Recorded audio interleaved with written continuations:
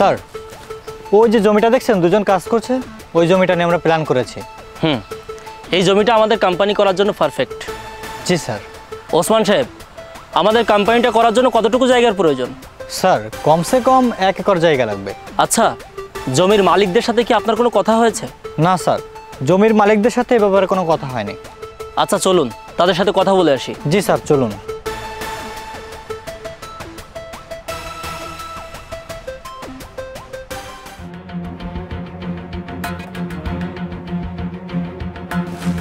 Excuse me, এই জমিটা কি আপনাদের নাকি আপনারা এখানে কাজ করছেন? জি স্যার, এই জমিটা আমাদের, আর আমরা নিজেদের জমিতে নিজেরাই কাজ করছি। এখানে জমির পরিমাণ কতটুকু? 1 একর থেকে একটু বেশি। পারফেক্ট, এটা আমাদের খুবই দরকার। আমরা এখানে একটা কোম্পানি করব। আপনাদের এই জমিটা আমরা কিনতে এসেছি। না স্যার, এই জমিটা আমরা বিক্রি করব না, আপনারা অন্য কোথাও গিয়ে দেখুন। অ্যাকচুয়ালি তোমাদের এই জমিটা আমাদের কোম্পানির জন্য উপযুক্ত, তাই তো আমরা কিনতে এসেছি। তোমাদের এই জমিটা আমরা 2 কোটি টাকা দিয়ে কিনবো। 2 কোটি টাকা? 2 কোটি টাকা তো আমি কোনোদিন স্বপ্নেও ভাবিনি। 2 কোটি টাকা যদি আমি পাই তাহলে তো আমার জীবনে কিছুই করা লাগবে না। কি হলো, চুপ করে কি ভাবছো? জি স্যার, আমরা জমি বিক্রি করতে রাজি। ভাইয়া, তুমি এসব কি বলছো? বাবার শর্তের কথা তোমার মনে নেই? এনারা এখানে কারখানা বানালে আশেপাশের পরিবেশ দূষিত হয়ে যাবে, গ্রামবাসীর অনেক ক্ষতি হয়ে যাবে। আরে ভাই, তুমি তো শুধু ক্ষতির কথা চিন্তা করছো। শুধু ক্ষতির কথা চিন্তা করলে হবে? এখানে যদি আমরা কোম্পানিটা করতে পারি, তোমাদের এই অত্র এলাকায় 5000 মানুষের কর্মসংস্থান হবে, তারা সবাই চাকরি বাকরি করবে, তোমাদের এলাকা তো উন্নত হয়ে যাবে। ভাই, আমরা জমিটা বিক্রি করব না, আপনারা এখান থেকে যান। এই ছোট, তোকে চুপ করতে বলেছি না? স্যারদের সাথে আমি কথা বলছি, তুই যা। ভাইয়া, হ্যাঁ যেতে বললাম তো, যা তো এখান থেকে।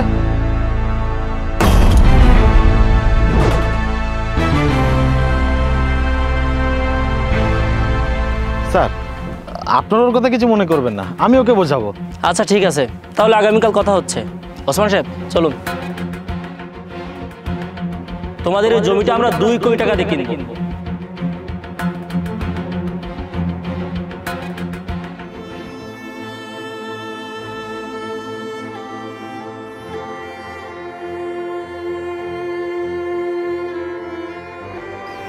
কি ব্যাপার, আজ জমিতে যাওনি? হ্যাঁ গিয়েছিলাম তো। তো এখানে এভাবে বসে আছো কেন? তোমার কি মন খারাপ? হ্যাঁ। কেন, কি হয়েছে? আমার বড় ভাই 2 কোটি টাকা লোভে পড়ে আমাদের চাষের জমিটা বিক্রি করে দিতে চাইছে। কি বলছো? ছোটবেলা থেকে দেখেছি চাচা অনেক যত্ন করে ওই জমিতে ফসল ফলিয়েছে, অনেকের ওই জমির উপরে লোভও ছিল, কিন্তু চাচা তো কখনো ওই জমি বিক্রি করে নাই। তাহলে ভাইয়া কেন ওই জমি বিক্রি করে দেবে? তুমি বাড়িতে গিয়ে ভাইয়াকে ভালো করে বুঝিয়ে বলো। হ্যাঁ, বুঝিয়ে বলতে হবে। আমি বাড়িতে যেয়ে ভাইয়াকে ভালো করে বুঝিয়ে বলবো। তুমি বাড়িতে চলে যাও, আমিও চলে যাই, ভালো লাগছে না কিছু।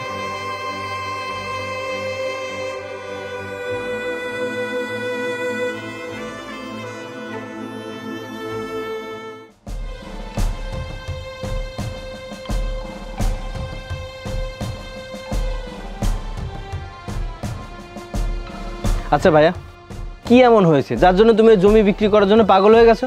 দেখ ভাই, ওই জমিতে আমার আর কাজ করতে ভালো লাগে না, তাই ভাবছি জমিটা বিক্রি করে দিয়ে নতুন একটা ব্যবসা শুরু করব, তারপর 2 ভাই বাকি জীবনটা আরামে এসে কাটিয়ে দেবো। দেখো ভাইয়া, আমি শিক্ষিত, কিছুদিন পরে একটা চাকরি বাকরি পাবো, তখন তো আর ওই জমিতে আমাদের কাজ করতে হবে না, আমরা লোক দিয়ে কাজ করাতে পারবো। দেখ দীপ্ত, আমি কিন্তু তোর থেকে ছোট না, আমি কিন্তু কম বুঝি না। দেখ ভাই, আমি সুখে থাকতে চাই, তুই কেন বুঝিস না? ভাইয়া, আমি এত কিছু বুঝতে চাই না। আচ্ছা, তুমি কতদিনের জন্য সুখ চাও? 1 দিন, 2 দিন, 1 মাস, 6 মাস, 1 বছর, নাকি সারা জীবনের জন্য? তুই আমাকে কি বোঝাতে চাচ্ছিস? ভাইয়া, আমাদের যে জমিটা আছে না, ওখানে যে ধান হয় সেটা দিয়ে আমাদের খাবার হয়ে যায় 1 বছরে, তারপরে ওরা থেকে যায়। তুমি যে 2 কোটি টাকা নিতে চাচ্ছ, ওই 2 কোটি টাকা দিয়ে তুমি কি করবে? তুমি কয় বছরে খরচ করবে? 2 বছর, তারপরে তো টাকা শেষ হয়ে যাবে। তখন আমরা কিভাবে খাবো? আমি এত কথা জানি না, আমি ওদেরকে কথা দিয়েছি আমি জমি ওদের কাছে বিক্রি করব। তার মানে তুমি আমার কথা শুনবে না? না। তাহলে আমিও বলে দিচ্ছি, আমি বেঁচে থাকতে ওই জমি আমি বিক্রি করতে দেবো না। দেখ দীপ্ত, ওই জমিতে এতদিন 2 ভাই মিলে কাজ করেছি, এখন থেকে এই জমি আলাদা হয়ে যাবে। তোর ভাগেরটুকু তুই কি করবি জানি না, আমার ভাগেরটুকু আমি বিক্রি করে দেবো। আর হ্যাঁ, যেহেতু জমি তোকে ভাগ করে দিচ্ছি, এই ব্যাপারে তুই কোনো কথা বলতে পারবি না, যত সব।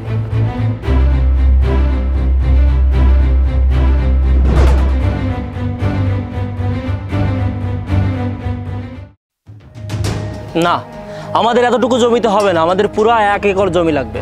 স্যার, আমি আমার ভাইকে অনেক বুঝিয়েছি, ও খুব জেদি মানুষ, কিছুতেই বুঝতে যাচ্ছে না। স্যার তাই বলে কি আমি আমার ভাগের জমিটুকু বিক্রি করতে চাই। আহা বললাম তো এভাবে হবে না, আমার পুরো জমিটাই লাগবে। স্যার দয়া করে আপনি আমার ভাগের জমিটুকু নিন। আরে ভাই বললাম তো আমার তোমার এবং তোমার ভাইয়ের পুরো জমিটা লাগবে। এতটুকু জমি নিয়ে আমি কি করব? তুমি একটা কাজ করো, বাড়ি থেকে তোমার ভাইকে ভালো করে বোঝাও। ওসমান সাহেব চলুন।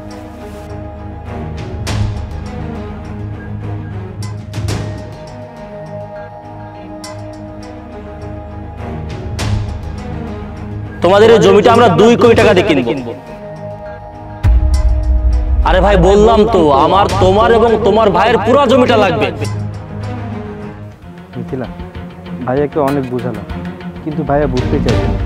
সে জমি বিক্রি করবে, কিন্তু করি কিছু বুঝতে পারছি না। কে আছো? বাঁচাও, বাঁচাও আমাকে, কে আছো? দীপ্ত, বাঁচাও আমাকে। ভাইয়া, ভাই আমাকে বাঁচান, ও আমার সাথে সর্বনাশ করতে চেয়েছিল। ভাই আমাকে বাঁচান, আমি আজকেই তোমার নামে বিচার দেব। মিথিলা, তুমি এসব কি বলছো? চুপ কর তুই, তোর ওই মুখে আমার নাম নিবি না।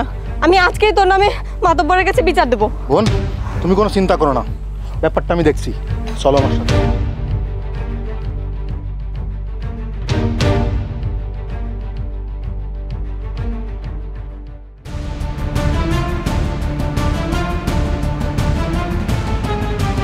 দীপ্ত, মিথিলা যা বলছে তা কি সত্য? না মাতবর সাহেব, মিথিলা যা বলছে সত্য না। মাতব্বর সাহেব, এই ভাইয়া যদি সঠিক সময় না আসতো তাহলে আমার অনেক বড় সর্বনাশ হয়ে যেত। এই রাজু, কি হয়েছিল সব খুলে বলতো। সিসি মাতবর সাহেব, আমি যা দেখেছি সবার সামনে বলতে পারবো না। ভাই আপনি এসব কি বলছেন? চুপ, আর একটা কথাও বলবি না। বেয়াদবি করে আমার বড় বড় কথা, বেয়াদব। ভাইয়া তুমি কিছু বলো। আমি কি বলবো? ছি ছি ছি, তুই আমার আপন ভয় এমন একটা জঘন্যতম কাজ করেছিস। আমি এখন লোকজন সামনে মুখ দেখাবো কিভাবে? তুই আমার মান সম্মান আর কিছুই রাখলি না। আমি তোর জন্য কিছুই করতে পারবো না। মাতবার সাহেব, আপনার যেটা ভালো মনে হয় আপনি সেটা করুন। ভাইয়া তুমিও? আমিও কি, আমি একটা গ্রামে বসবাস করি। মাতবার সাহেব যা বলবে তার উপর আমি কোনো কথা বলতে পারবো না। তিনি যেটা ভালো মনে করে সেটাই করবে। মাতবার সাহেব, এই অপরাধের সুষ্ঠু একটা বিচার চাই। তোর মতো বেয়াদবকে আর এই গ্রামে রাখা যাবে না। তোকে যদি এই গ্রামে রাখা হয় না জানি কত মেয়ে সর্বনাশ করবি। শোন, আগামীকাল সূর্য ওঠার আগে তুই এই গ্রাম থেকে চলে যাবি। যদি না যাস তাহলে তোকে জুতিয়ে গ্রাম থেকে বের করবো। সালিশ আজকের মধ্যে এখানে শেষ।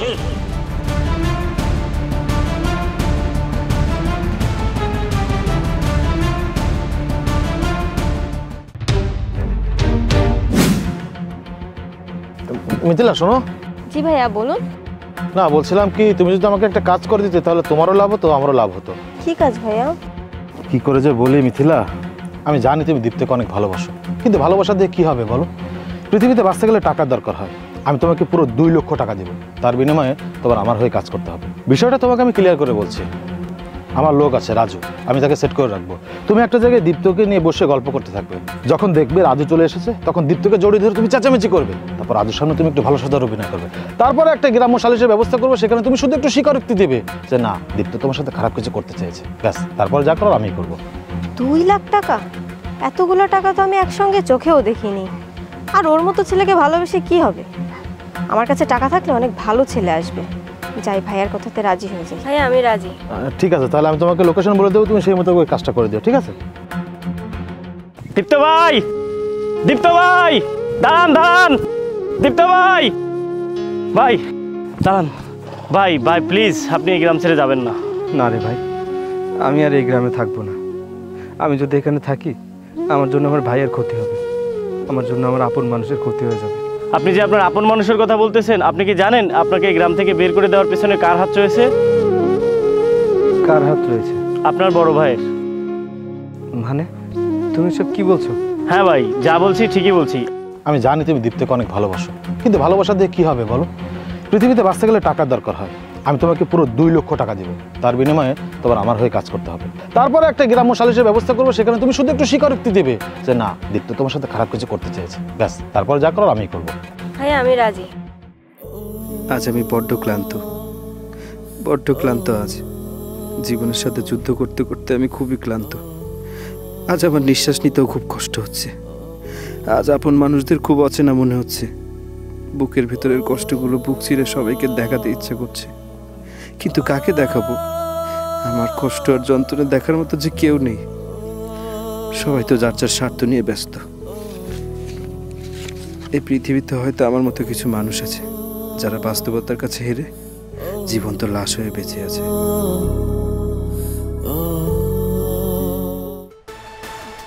স্যার বলছিলাম কি, আমাদের যে জমি তার অর্ধেক হচ্ছে আমার নামে আর অর্ধেক আমার ভাইয়ের নামে। এখন পুরো জমি আমার নামে করতে কিছুদিন সময় লাগবে, কাগজপত্র রেডি করতে হবে। দয়া করে আমাকে কিছুদিন সময় দিন। ঠিক আছে, কিন্তু এতে কি কাজ হবে? কাজ হবে না মানে স্যার 100% কাজ হবে। স্যার আর একটা কথা, ওই কাগজপত্র রেডি করতে কিছু টাকা লাগবে, তো আমাকে যদি কিছু টাকা অগ্রিম দিতেন তাহলে ভালো হতো। অগ্রিম টাকা তো আমি কোথাও দেই না, আমি এভাবেই জমি জমা কিনি। যাই হোক, তোমাদের সম্পূর্ণ জমিটা আমাকে দেওয়ার ব্যবস্থা করো, তুমি পুরোপুরি 2 কোটি টাকা পাবে, সমস্যা নাই। চলুন।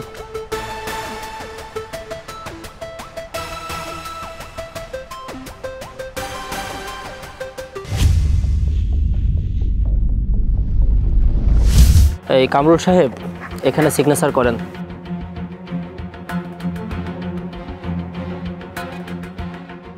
স্যার এই যে আপনাদের দলিল, আমার 2 কোটি টাকা দিন। ওসমান সাহেব চলুন। স্যার আমার টাকা বা চেক কিছু তো দিলেন না। টাকা? কিসের টাকা? তোর এই জমিটা নেওয়ার জন্য আমি 1 বছর ইনভেস্ট করেছি, এখন কোনো টাকা পাবি না, আমার কাজ শেষ। এই মিয়া ফাজলামি করেন, টাকা দেন আমার। এই মিয়া, আমি কি তোমার বিয়ে লাগি নাকি তোমার সাথে ফাজলামি করবো? কোনো টাকা পাবা না, এখান থেকে যাও। তোমাকে টাকা দিয়েছি বলে তো তুমি সিগনেচার করেছো, ওই দেখো দলিলে তোমার সিগনেচার। না আমি এত কিছু বুঝি না, হয় আমার টাকা দিন না হলে আমার দলিল দিন। এই ওয়েট,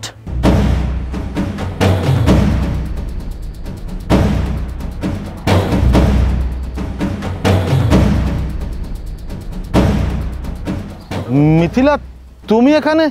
আরে তুমি না আমার কাছ থেকে 2 লক্ষ টাকা নিয়ে আমার ভাইয়ের সাথে মিথ্যা নাটক করে তাকে গ্রাম থেকে বের করে দিলে, তাহলে এদের সাথে আবার কি? শোন, টাকা এমন একটা জিনিস যার কাছে রক্তের সম্পর্কেও হার মেনে যায়। আর তুই তো তোর আপন ভাইয়ের সাথে গাদ্দারি করেছিস, আর আমার সাথে যে গাদ্দারি করবি না তার কোনো গ্যারান্টি আছে? তুই তো সামান্য 2 কোটি টাকার জন্য তোর আপন ভাই, তোর নিজের রক্তের সাথে বেইমানি করেছিস, আর আমি তো কোথাকার কে। না আমার টাকা না হলে আমার ফাইল লাগবে, আমার ফাইল দিন।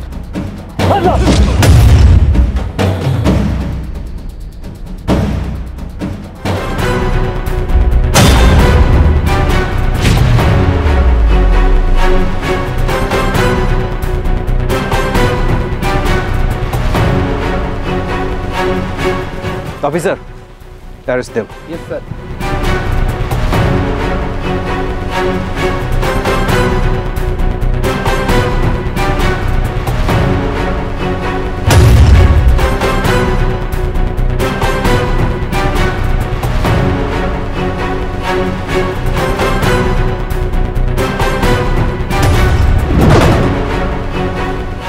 ভাই তুই এখানে এই পোশাকে? আজ আমি একজন দুদকের অফিসার হয়ে আমার বাবার জমি রক্ষা করতে এসেছি।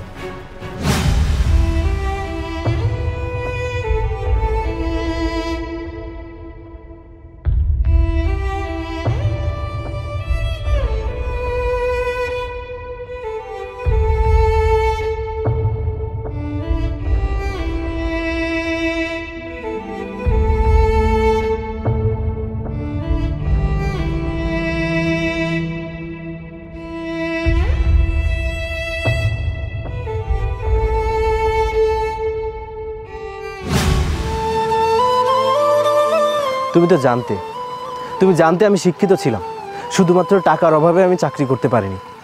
বাবা মারা যাওয়ার পরে তোমাকে বাবার ছায়া হিসেবে দেখেছি। আমি দেখেছি কিভাবে একজন বড় ভাই সামান্য কিছু টাকার জন্য তার ছোট ভাইকে মিথ্যা অপবাদ দিয়ে গ্রাম থেকে বের করে দেয়। আমি দেখেছি হৃদয় নিংড়ানো ভালোবাসার পরেও সেই ভালোবাসা টাকার কাছে বিক্রি হয়ে যায়। ভাইয়া, আমাদের জীবনে টাকাই সব কিছু নয়, তবে সমাজ আমাদেরকে শিখিয়েছে যে টাকাই সব। আচ্ছা তুমি নিজের কাছে একটা প্রশ্ন করো তো, টাকাই কি সব, নাকি রক্তের সম্পর্ক বলে কিছু একটা আছে? হ্যাঁ, আমি এটা কখনোই বলবো না যে জীবনে চলার পথে টাকার প্রয়োজন নেই। টাকার অবশ্যই প্রয়োজন আছে, তবে সেটা পেট ভরানোর জন্য, মানুষকে নিঃস্ব বানানোর জন্য না। আর এই মেয়ে, তোমাকে বলছি, তুমি তো আমাকে কথা দিয়েছিলে তুমি সারা জীবন আমার হাত ধরে রাখবে, আমাকে ছেড়ে কোথাও যাবে না। কই, আমাকে তো কখনো কথা দাওনি যে তুমি আমার সাথে বেইমানি করবে। ধন্যবাদ জানাই তোমাকে, ধন্যবাদ জানাই এই উপকারটা আমাকে করার জন্য। আচ্ছা, এই উপকার করার জন্য তুমি কত টাকা নেবে আমার কাছ থেকে? এই আমি কেন তোমার থেকে টাকা নিতে যাব? এই চুপ, একদম চুপ। তোর মতো মেয়েকে টাকা দেখিয়ে ভালোবাসা যায়, মন থেকে ভালোবাসা যায় না। তুই আমাকে সেদিন গ্রামের সব মানুষের সামনে মিথ্যা অপবাদ দিয়ে গ্রাম থেকে বের করে দিয়েছিলি। আমি ভেবেছিলাম জীবনযুদ্ধে হয়তো আমি হেরে গেছি। তুই যদি ওই দিন আমাকে গ্রাম থেকে বের করে না দিতিস, তাহলে আমি নতুন করে বাঁচতে শিখতাম না। জীবন তখনই সুন্দর ছিল যখন প্রয়োজনের থেকে প্রিয়জন বেশি ছিল। প্রয়োজন বাড়তে থাকলো, প্রিয়জনও কমতে থাকলো। একটা কথা সবসময় মাথায় রাখবি, যেটা সত্য দিয়ে পাওয়া যায় সেটা টাকা দিয়ে পাওয়া যায় না। আসি। ভাই